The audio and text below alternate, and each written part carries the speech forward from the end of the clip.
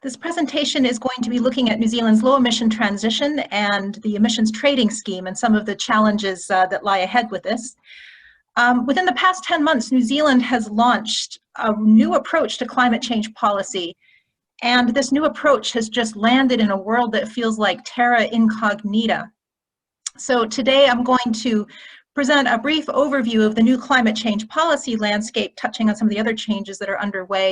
And I'm going to highlight some of the challenges around the next phase of operation of the emissions trading scheme, and I'll conclude with some timelines for the Commission's advice on some of these issues. Now, I do want to emphasize at the outset here that the Commission is developing a major package of advice on climate change policy that will be delivered to the government in May of 2021.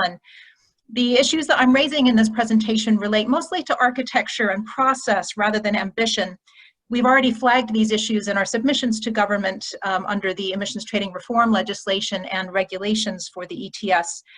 So what I'm presenting today should not be interpreted as signaling our future advice, and the figures that I'm using are more illustrative rather than predictive at this point. So the Zero Carbon Act 2019 was passed in November, and it amended the Climate Change Response Act 2002 in 5 key ways. First, it set a 2050 emission target, including a 2030 sub-target. Secondly, it requires the government to set 5 yearly emissions budgets. These are net emissions across the economy, and the idea is that these are stepping stones toward the 2050 emission target. The government is then required to develop emissions reduction plans, which deliver on the emissions budgets, which then deliver on the targets. The government is required to prepare national climate change risk assessments every 6 years. The first of these has just come out, and the government then must implement a national adaptation plan. And finally, the Zero Carbon Act established the Climate Change Commission to provide independent advice and to monitor the government's progress and hold it to account.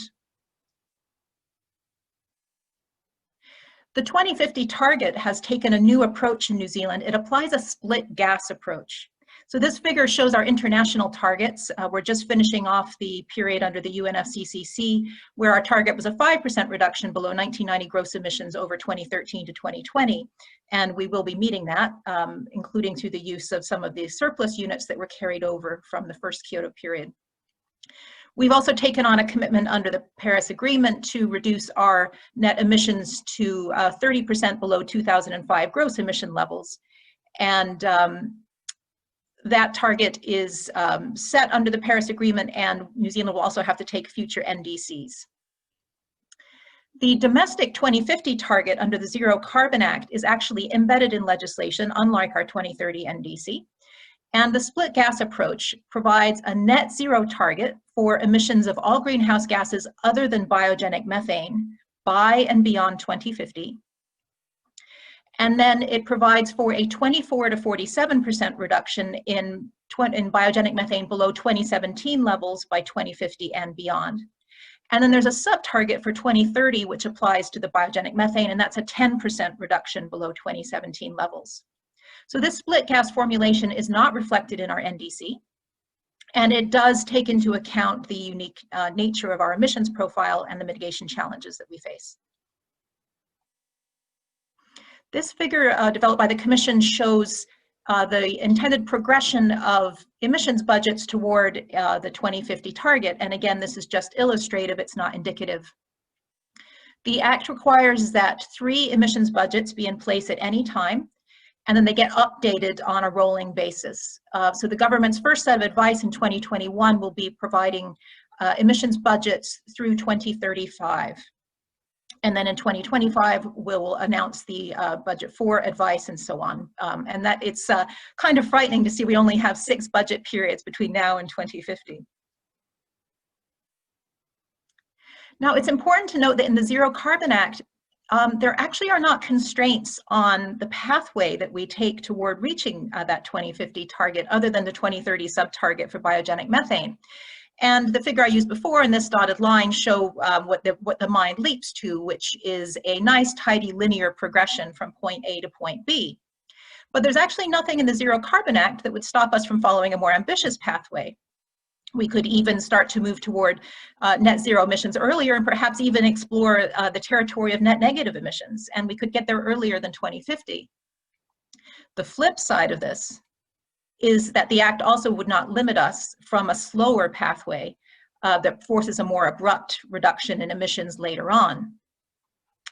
So with this kind of flexibility, we can take advantage of opportunities as they arise, but it also means we need to exercise discipline, because these different types of target pathways have very different implications for our cumulative emissions, and it is our cumulative emissions that drive climate change. The speed with which we get to our 2050 target matters in terms of how much we're affecting the climate. In addition to our package of advice on emissions budgets and emission reduction plans, the Minister has given us 2 additional requests. The first is to provide some advice on potential reductions in biogenic methane emissions, which might eventually be required by Aotearoa as part of a global effort under the Paris Agreement toward the 1.5 degree C temperature goal. So you'll have noticed that our split target for 2050 with biogenic methane shows a range. And the purpose of this advice is not to define that target range or to question the target range, it's to try to provide some commentary on what New Zealand's overall contribution on biogenic methane should look like. And then that will help to determine future decisions on the target.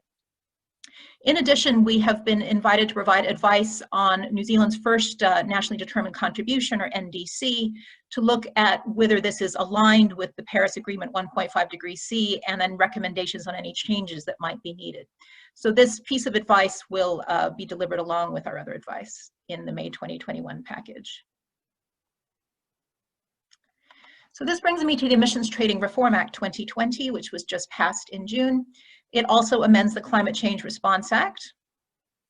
First of all, it finally adds a cap to our cap and trade system, which is a very exciting development. This cap will limit the unit supply under auctioning, which also has never been started in our system so far. And that cap would also provide a limit on any overseas units if our system was to open to overseas units in the future. Secondly, the Act introduces new price safeguards. We've had a $25 fixed price option, which has been largely driving our emissions price for several years.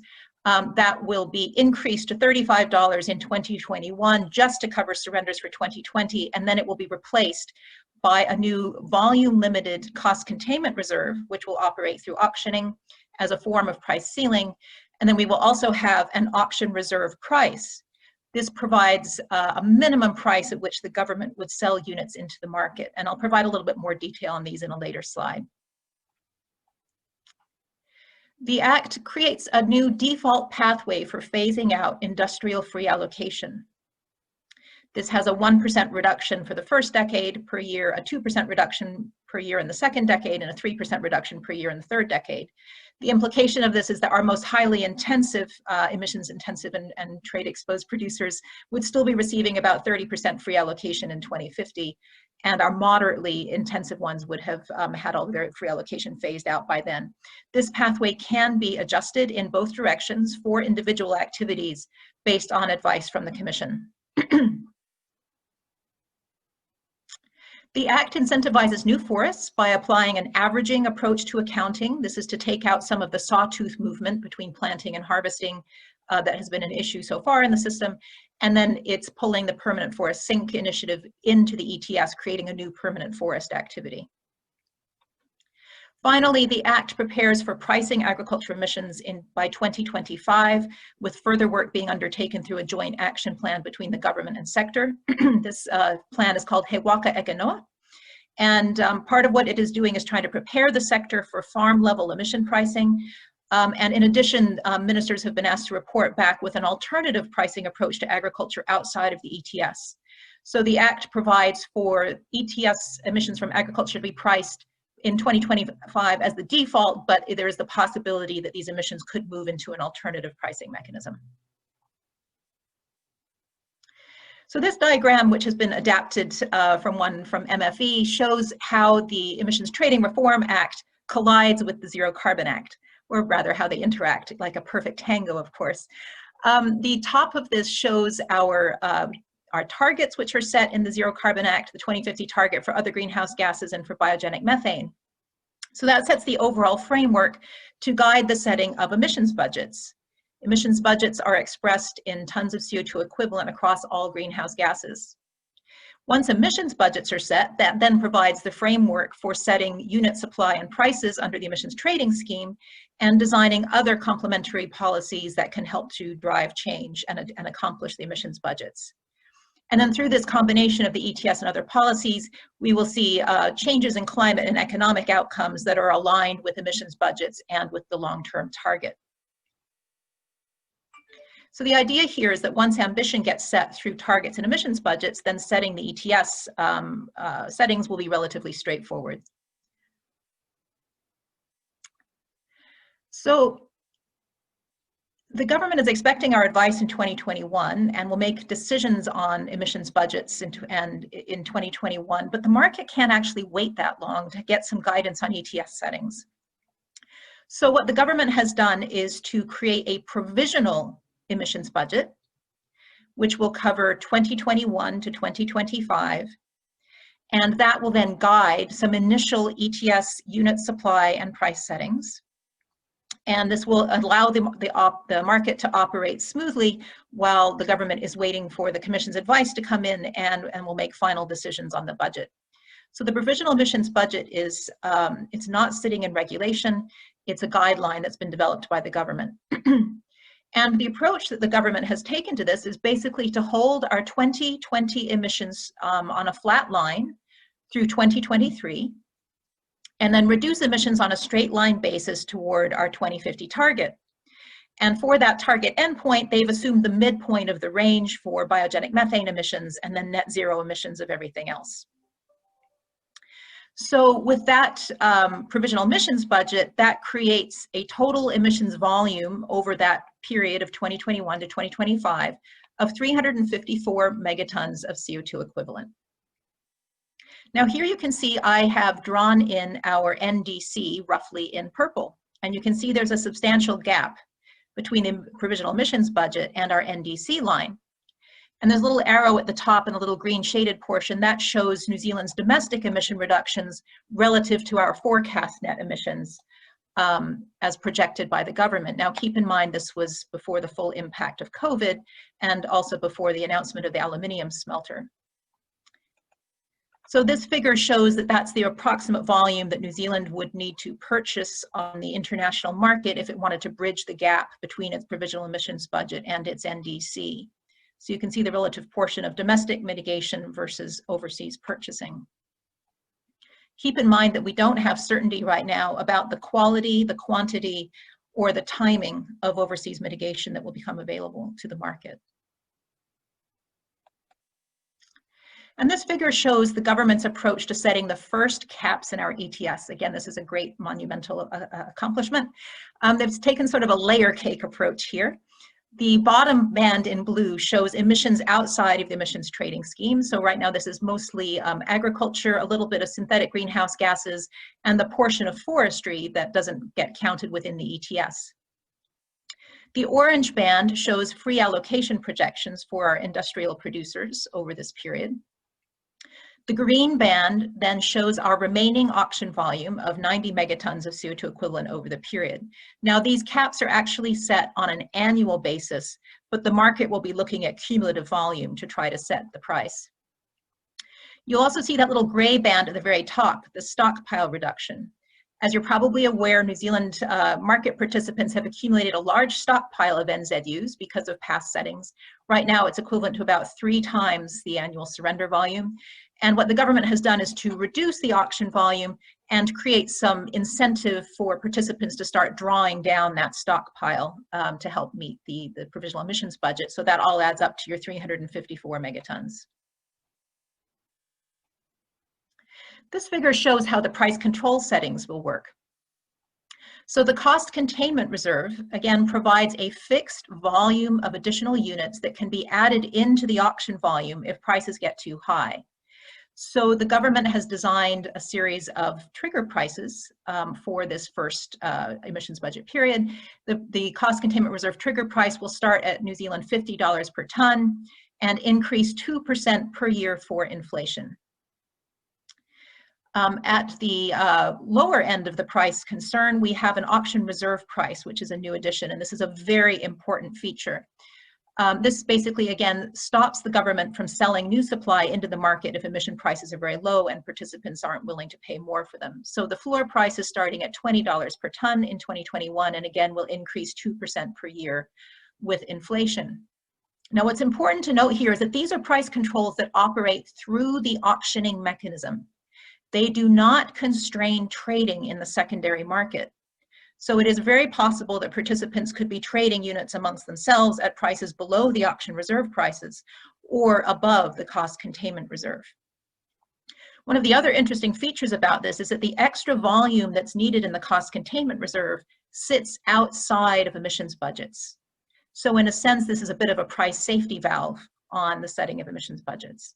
However, the government is required to back the units in the cost containment reserve with additional mitigation, whether that's purchased overseas or achieved somehow domestically. So that the integrity is preserved, but there is some flexibility there. In its submission on the ETS reform bill, the interim climate change committee, which preceded the Climate Change Commission, identified 6 desirable outcomes for ETS reform. And this list was then endorsed by the Commission in our submission. So these 6 were, first of all, coherence with the zero carbon bill. The second was predictable and coordinated processes for adjusting settings. The third was sufficient predictability of future unit supply volumes and prices. The fourth was an effective framework and process to enable future pricing of biogenic agricultural emissions. The fifth was strong safeguards for market integrity.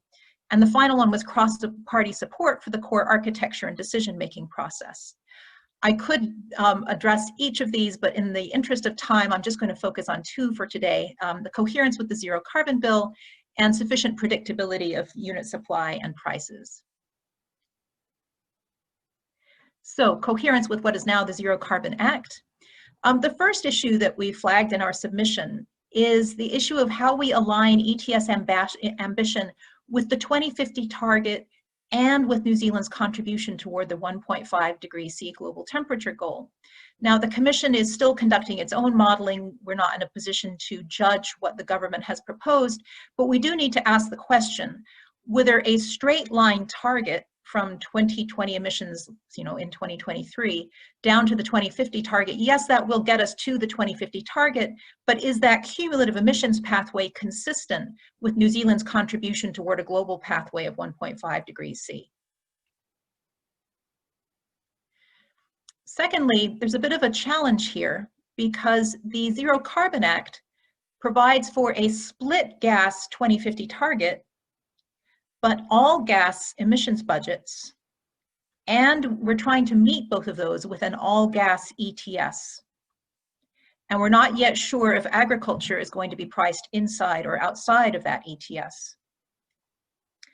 Given the fact that when you have an all gas ETS, the government can't exactly control which sectors reduce emissions and by how much, it could be quite challenging for the government to land both a split gas target and all gas emissions budgets at the same time. The third area I'll touch on in terms of a key challenge is a lack of clarity on the government's process and criteria for adjusting previously announced settings. And there are a number of factors that go into those settings. I'm going to come back to these in detail. And to explain this issue, I'll start with the government's figure about how these settings are made. The government is required to decide on 5 years worth of caps and price control settings in advance. And then it provides a rolling update, which here is in the slashed line, sort of every year 6. So you'll always have 5 years of budgets in place. However, only the first year of that set of caps is actually fixed in stone. In fact, the government is required under the Act to evaluate whether the Y+3 and Y+4 cap should be changed, and could choose to evaluate whether the Y+1 and Y+2 caps should be changed. Now, there are more restrictive criteria for adjusting the Y+1 and Y+2 lines, caps. But there is still the opportunity here for the government to keep adjusting the unit supply. Now, keep in mind that the market is trying to use unit supply outcomes to drive investment decisions. And this creates quite a bit of uncertainty about how that supply might change in the future. For an ETS participant, the government will have had 4 opportunities to change its mind about the unit supply setting in Y+4 by the time the participants actually get there. One of the suggestions that we made in our submission was for the government to provide greater clarity to the market about the grounds on which it would revise its previously announced decisions on the cap. So if we come back to our nice layer cake, we start to realize that there's actually a huge amount of uncertainty about how these different pieces of the layer cake will interact with each other. And this is actually not a fixed layer cake, it's more like a balloon. So if you squeeze one area, it opens up space in another. But if you squeeze one area, it doesn't actually keep things rigid. Now, within each cap structure, the government has to define a specific limit for auctioning and a specific limit for overseas units. And right now the overseas units number is 0. But these are subject to change. So one of the key questions is, well, what about burden sharing between the emissions that are outside of the ETS and inside of the ETS? If the agriculture sector was to do really, really well, would that mean that the government would make more auction volume available in the ETS? And similarly, if the agriculture sector was struggling and the government is looking at meeting an overall gas emissions budget, would the government adjust the auction to make it more stringent? So that's one big question. And then we have a similar question around the trade-offs between the auction volume and the free allocation. The free allocation is output-based, so there's uncertainty about how much producers will actually generate from year to year. The government has signaled it needs to revise its electricity allocation factor so this is the assumptions that are made about how many emissions of the electricity contribute to each free allocation recipient, and this is looking at the impact of emission pricing on electricity pricing. So that's another source of uncertainty. How will that change, and how might that affect the free allocation volume? And then we have the potential for large players to enter or exit the market. And of course, we've had the announcement from the aluminium smelter that it might cease production in August 2021. So that could also change the free allocation. So as free allocation goes up and down, will the government adjust the auction volume up and down or not? And then that has implications for the provisional emissions budget. If the government were to overperform on an emissions budget in a year, is it going to carry forward that surplus to make future years earlier? Or would it cancel that surplus and make that an extra benefit to the environment? A final area of uncertainty here is about the stockpile reduction. We actually have no idea how quickly participants are going to want to draw units out of the bank. And if they were to draw a lot of units out of the bank, then it's possible this could push emissions above the provisional emissions budget. So then would the government adjust future auction volumes? So there's a lot of uncertainty about how these pieces relate. And it would be helpful if we could get more guidance on this puzzle. So I've been discussing some of the finer technical points of unit supply, but there's a really big question that's underpinning all of these questions. And that question is, well, what role should emission pricing play in New Zealand's low emission transition? Is it going to be the driver? Is it going to be a supporter? Or is it going to be a backstop? In our system so far, it was supposed to operate as the major driver. The suite of complementary measures to reduce emissions has been relatively limited, but it hasn't really produced results. This figure comes from New Zealand's 4th biennial report to the UN Framework Convention on Climate Change. It was produced in December, so again, this predates what's happening right now with the economy. And this figure only shows gross emissions, so it excludes forestry. It shows our projected gross emissions through 2035. The orange line shows our projections without any measures at all. The blue line shows the measures that were in place as of that period of time, December, and then the black dotted line shows additional measures that were on the radar of the government but hadn't yet necessarily been put into law. And here again, I've drawn our 2030 NDC, and you can see the size of the gap. Over the period. Now, some of that gap can be bridged by forestry, but it's still a substantial gap, and we need to be reducing our gross emissions in order to be stabilizing and safeguarding the climate. Here is the period over which our ETS has been operating. you can see that our ETS has had almost zero impact on gross emissions over this period. First of all, the trend line is relatively flat. And secondly, you can see that there's no difference between the without measures, meaning without any ETS at all, and the actual emissions that have been reported. So this does not raise a lot of confidence. Now, again, the prices have been extremely low.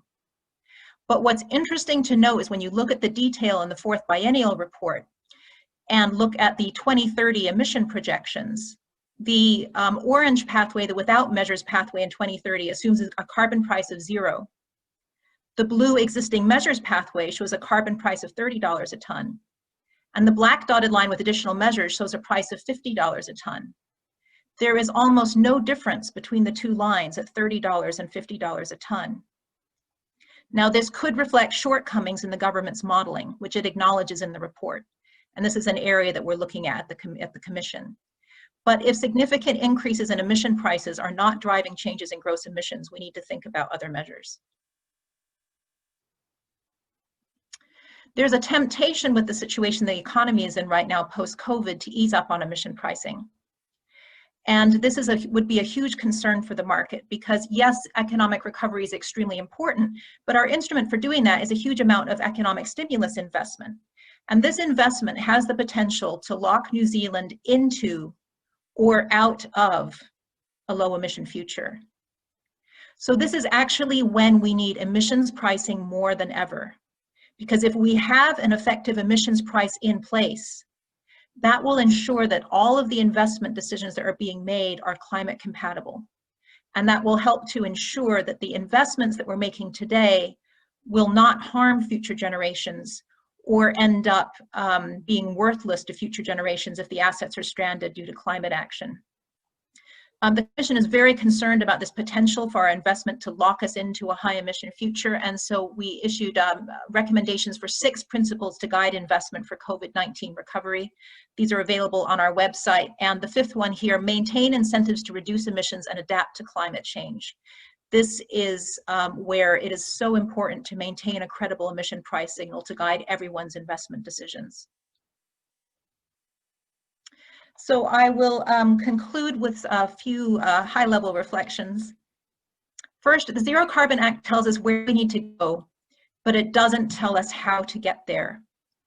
And with that flexibility, we need to practice discipline to manage our cumulative emissions. Secondly, the Emissions Trading Reform Act gives us processes to coordinate decision-making, but greater clarity is needed. And this is really important because we are trying to guide participants in making efficient investment decisions.